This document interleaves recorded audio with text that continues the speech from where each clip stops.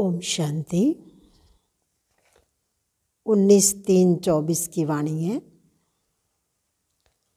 बाबा ने कहा, मीठे बच्चे, घड़ी घड़ी बाप और वर्षे को याद करो। बाप रूहानी सर्जन तुम्हें निरोगी बनने की एक ही दवा बताते, बच्चे मुझे याद करो। प्रश्न है, अपने आप से कौन सी बातें करो तो बहुत मज़ा आएगा? उत्तर है, अपने आप से बातें करो। इन आँखों से जो कुछ देखते हैं यह तो सब खत्म हो जाना है, बस हम और बाबा ही रहेंगे। मीठा बाबा हमको स्वर्ग का मालिक बना देते हैं। ऐसी ऐसी बातें करो, एकांत में चले जाओ तो बहुत मज़ा आएगा। ओम शांति। परमपिता शिव भगवानोवाच। मीठे मीठे बच्चों को पुरुषोत्तम संगम युग कदम कदम पर याद रहना चाहिए। यह भी तुम बच्चे जानते हो, सो भी नंबरवार पुरुषार्थ अनुसार। ये बुद्धि में याद रहे, हम अभी पुरुषोत्तम संगम युग पर पुरुषोत्तम बन रहे हैं। और यह जो रावण का पिंजड़ा है, उनसे बाबा हमको छुटकारा दिलाने आया है। जैसे कोई पंछी को पिंजरे से निकाला जाता है तो वह बहुत खुश होकर उड़कर सुख पाते हैं। तुम बच्चे भी जानते हो, यह रावण का पिंजड़ा है। अनेक प्रकार के दुख ही दुख हैं। अब बाप आए हैं इस पिंजड़े से निकालने के लिए। है तो मनुष्य ही। शास्त्रों में लिख दिया है, देवताओं और असुरों की लड़ाई लगी, फिर देवताओं ने जीता। अब लड़ाई की तो बात ही नहीं। तुम अभी असुर से देवता बन रहे हो। आसुरी रावण अर्थात 5 विकारों पर जीत पाते हो, ना कि रावण संप्रदाय पर। 5 विकारों को ही रावण कहा जाता है। बाकी किसको जलाने आदि की बात नहीं है। तुम बच्चे बड़े खुश होते हो। अभी हम ऐसी दुनिया में जा रहे हैं जहाँ न गर्मी है न सर्दी, सदैव बसंत ऋतु ही रहती है। सतयुग स्वर्ग की बसंत ऋतु अब आती है। यह बसंत ऋतु तो थोड़े समय के लिए आती है। वह बसंत ऋतु तो तुम्हारे लिए आधा कल्प के लिए आती है। वहाँ गर्मी आदि होती नहीं है। गर्मी से भी मनुष्यों को दुख होता है, मर पड़ते हैं। इन सभी दुखों की बातों से छूटने के लिए हमको अविनाशी सर्जन बहुत सहज दवाई देते हैं। उस सर्जन के पास जाएंगे तो अनेक दवाइयाँ आदि याद आएंगी। यहाँ इस सर्जन के पास तो कोई दवाई नहीं। उनको सिर्फ याद करने से सब रोग छूट जाते हैं और दवाई आदि कुछ भी नहीं है। बच्चे कहते थे, आज सेमिनार करेंगे, चार्ट कैसे लिखना चाहिए, बाबा को कैसे याद करना चाहिए, इस पर सेमिनार करेंगे।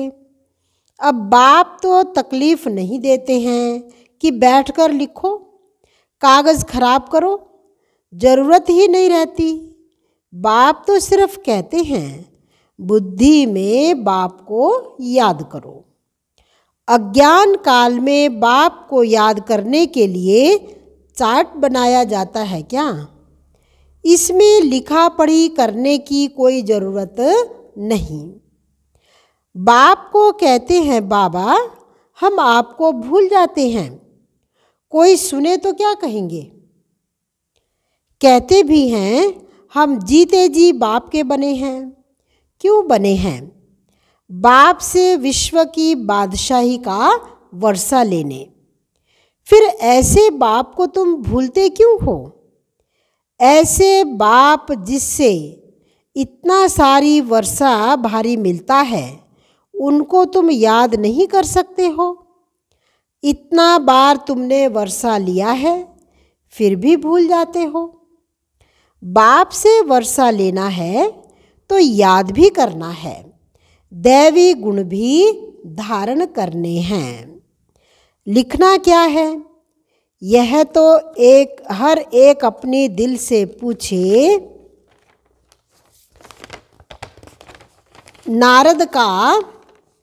नारद का भी मिसाल है। खुद कहते हैं बड़ा भक्त था।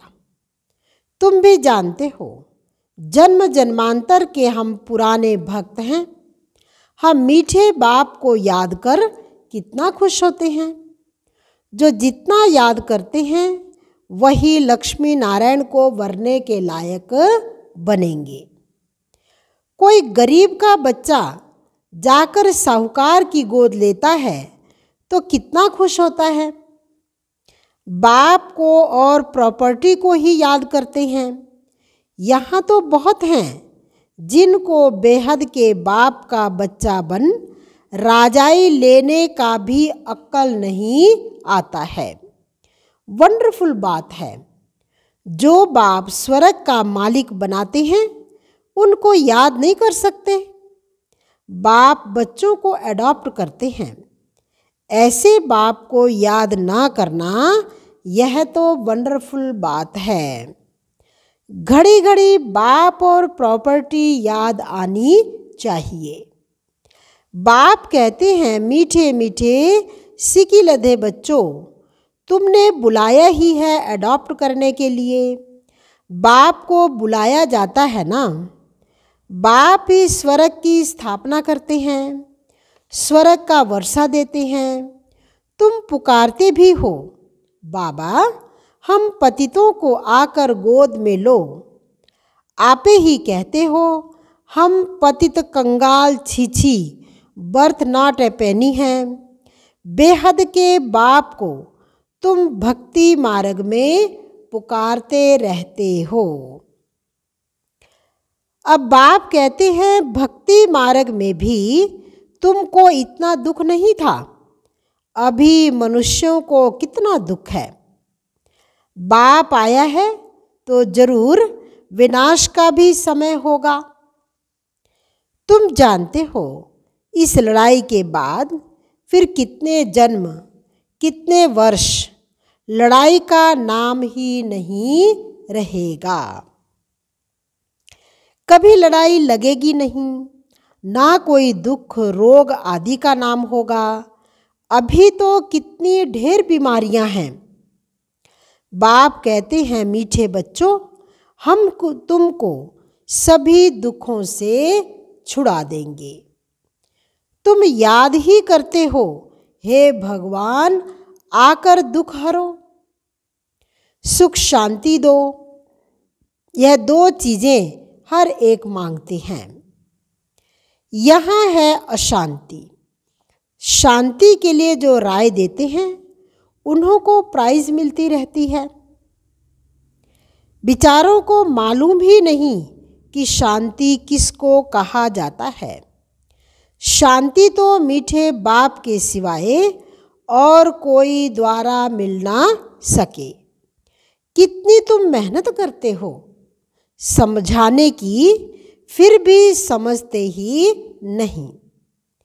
तुम गवर्नमेंट को भी लिख सकते हो, मुफ्त क्यों पैसे बर्बाद करते हो।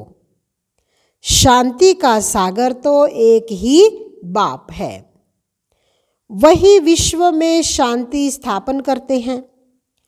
गवर्नमेंट के हेड्स को अच्छे अच्छे कागज पर रॉयल्टी से चिट्ठी लिखनी चाहिए। कोई अच्छा कागज देखकर समझते हैं कि शायद यह किसी बड़े आदमी की चिट्ठी है।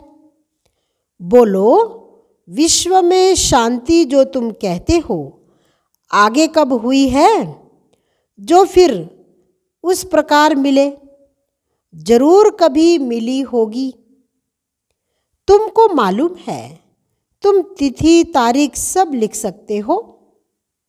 बाप ने ही आकर विश्व में सुख शांति स्थापन किया था। वह सतयुग का समय था। यह लक्ष्मी नारायण है डिनेस्टी की निशानी।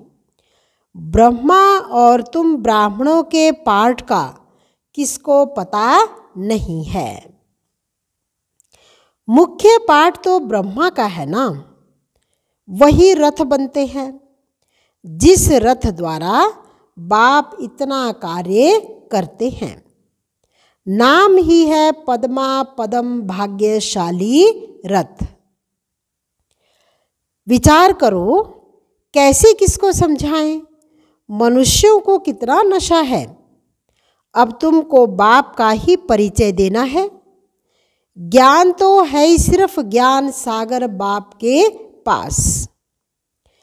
वह जब आए तब आकर दे, तब तक ज्ञान तो कोई दे न सके। भक्ति तो सब भक्त करते ही रहते हैं। ज्ञान एक ही बाप देते हैं। ज्ञान का स्थायी पुस्तक कोई जानता नहीं, कोई बनता नहीं। ज्ञान तो कानों से ही सुनना होता है। यह किताब आदि जो तुम देखते रखते हो, ये सब है टेम्परेरी। यह भी सब खत्म हो जाएंगे। तुम नोट्स लिखते हो, यह भी खत्म हो जाने हैं। यह सिर्फ अपने पुरुषार्थ के लिए है। बाप कहते हैं, टॉपिक की लिस्ट बनाओ तो याद आएगा, परंतु यह तो तुम जानते हो, ये पुस्तक आदि कुछ भी नहीं रहेंगे। तुम्हारी बुद्धि में सिर्फ याद ही चल पड़ेगी। आत्मा बिल्कुल बाप जैसी भरपूर हो जाती है। बाकी जो भी पुरानी चीज़ें इन आँखों से देखते हो, वह भी खत्म हो जाएगी। पिछाड़ी में कुछ भी रहना नहीं है। बाप अविनाशी सर्जन है। आत्मा भी अविनाशी है। एक शरीर छोड़ दूसरा लेती है। दिन प्रतिदिन जो भी शरीर मिलता है, छी ही मिलता है। अभी तुम बच्चे जानते हो, हम श्रेष्ठाचारी बन रहे हैं। बाप ही बनाते हैं, साधु संत आदि थोड़े बनाते हैं। बाप तुमको श्रेष्ठाचारी बनाते हैं। बाबा कहते, मीठे बच्चे, मैं तुम्हें अपने नैनों पर बिठा कर ले जाऊंगा। आत्मा भी यहाँ नैनों पर बैठती है। बाप कहते हैं, हे आत्माएं, तुम सबको निहाल कर ले जाऊंगा। बाकी थोड़ा समय है। अब मेहनत करो। अपने दिल से पूछो, मैं स्वीट बाबा को कितना याद करता हूँ। हीर रांझा का विकार के लिए प्यार नहीं था, शारीरिक था प्यार। याद करते थे और सामने आ जाता था। दोनों आपस में मिलते थे। बाप कहते, तुम भी ऐसे बनो। वह है एक जन्म के आशिक माशुक, तुम हो जन्म जन्मांतर के। ये बातें इस समय ही होती हैं। आशिक माशुक का अक्षर ही स्वर्ग में नहीं है। वह भी पवित्र रहते हैं। मनसा में ही ख्याल आते हैं। सामने देखा और खुश हुए। तुम बच्चों को देखने की तो कोई चीज़ नहीं। इस समय तुम सिर्फ अपने को आत्मा समझो और माशूक बाप को याद करो। आत्मा समझ बाप को बहुत खुशी से याद करना है। बाप समझाते रहते हैं, भक्ति मार्ग में तुम ऐसे आशिक थे, माशूक पर कुर्बान जाते थे। आप आएंगे तो हे माशूक, हम तुम पर वारी जाएंगे। अब माशूक आया हुआ है, सबको गोरा बनाने। जो जैसा है ऐसा बनाने की कोशिश करते हैं। तुम गोरा बनते हो तो शरीर भी गोरा बनेगा। आत्मा में ही खाद पड़ती है। अब तुम मुझे याद करो तो खाद निकल जाएगी। यहाँ तुम बच्चे आते हो, एकांत बहुत अच्छी है। पादरी लोग भी पैदल करते हैं, एकदम साइलेंस में रहते हैं। माला हाथ में रहती है, कोई को देखते भी नहीं हैं, धीरे धीरे चलते जाते हैं। वो लोग क्राइस्ट को याद करते रहेंगे, बाप को तो जानते ही नहीं। मेरे लिए तो कह देते हैं नाम रूप से न्यारा है। अब बिंदी है तो देखेंगे क्या? बिंदी को कैसे याद करें, किसको पता नहीं। तुमको अभी मालूम पड़ा है तो तुम यहाँ आते हो। मधुबन का तो गायन है, यह है सच्चा सच्चा मधुबन जहाँ तुम आते हो। जितना हो सके तुम एकांत में रहो, किसको भी देखो नहीं। ऊपर छतें तो पड़ी हैं, बाबा की याद में सवेरे छत पर चले जाओ, बड़ा मज़ा आएगा। कोशिश करो रात को 1-2 बजे जागने की। तुम नींद को जीतने वाले मशहूर हो। रात को जल्दी सो जाओ, फिर 1-2 बजे उठकर छत पर एकांत में याद की यात्रा करते रहो। मधुबन जाते हैं ना, तब बहुत जमा करना है। बाप को याद करते बाप की महिमा करने लग जाओ। आपस में भी यही राय करते रहो, बाबा कितना मीठा है, उनको याद करने से ही पाप कटेंगे। यहाँ बहुत जमा कर सकते हैं, ये चांस भी यहाँ अच्छा मिलता है। घर में तो तुम कर नहीं सकेंगे, फुर्सत ही कहाँ रहती है। दुनिया का वाइब्रेशन वातावरण बहुत खराब रहता है, वहाँ इतनी याद की यात्रा नहीं होगी। अब इसमें लिखने की भी क्या बात है। आशिक माशुक लिखते हैं क्या? अंदर में देखो, हमने किसको दुख तो नहीं दिया, कितने कितने को याद दिलाया। यहाँ हम आते हैं जमा करने, तो यहाँ कोशिश करो। ऊपर छतों पर एकांत में जाकर बैठो, खजाना जमा करो। यह समय है ही जमा करने का। 7 रोज 5 रोज आते हो, मुरली सुनकर जाए एकांत में बैठो। यहाँ तो घर में बैठे हो, बाप को याद करो तो कुछ तुम्हारा जमा हो जाए। बहुत माताएं बांधेलियाँ हैं, याद करती हैं, शिव बाबा बंधन से छुड़ाओ। विकार के लिए कितना मारते हैं। खेल दिखाया ना, द्रौपदी के चीर हरे। तुम सब द्रौपदियाँ हो ना, तो बाप को याद करते रहना है। बाबा युक्ति बहुत बतलाते हैं, इसमें स्नान आदि की बात नहीं रहती। हाँ, पखाना जाना होता तो स्नान जरूरी है। मनुष्य तो स्नान के समय भी किसी देवता या भगवान को याद करते हैं। मुख्य बात है याद की। ज्ञान तो बहुत मिला हुआ है, 84 के चक्र का ज्ञान है। अपने अंदर में बैठकर देखो, अपने से पूछो, ऐसा मीठा मीठा बाबा जो हमको स्वर्ग का मालिक बनाते हैं, उनको सारे दिन में कितना याद किया। मन भागता तो नहीं, कहाँ भागेगा। दुनिया तो है ही, दुनिया तो है नहीं, ये सब खत्म हो जाना है। हम और बाबा ही रहने वाले हैं। ऐसे ऐसे अंदर से बातें करो तो फिर बहुत मज़ा आएगा। यहाँ जो भी आते हैं वह बहुत पुराने भक्त हैं। जो नहीं आते वह समझो कि आजकल के भक्त हैं, वह देरी से आएंगे।